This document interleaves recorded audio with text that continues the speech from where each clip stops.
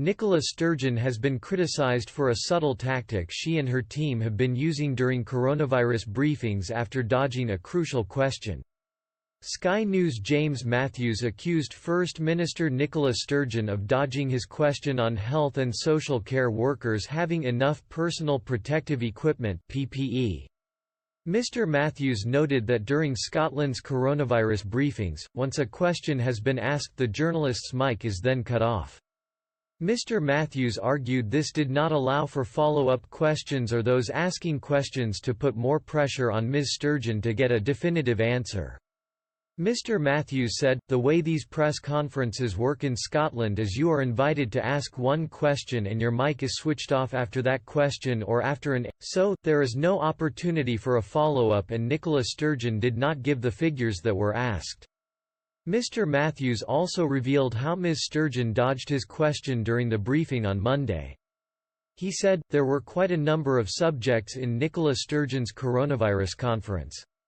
One of which was personal protective equipment and the situation in care homes. My question to Scotland's First Minister was how many health and social care workers are there in Scotland?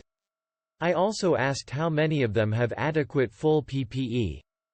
However, the First Minister dodged the question in the briefing and replied by saying, 'We want to make sure everybody has the PPE they need when they need it. That is an ongoing challenge and ongoing responsibility.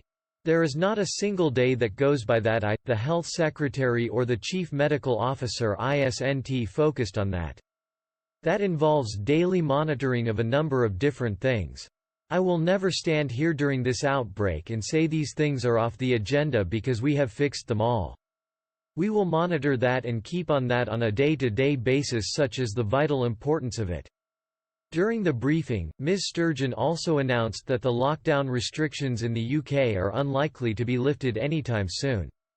She added there would be regular reviews of the lockdown restrictions and there were optimistic signs that the social distancing and lockdown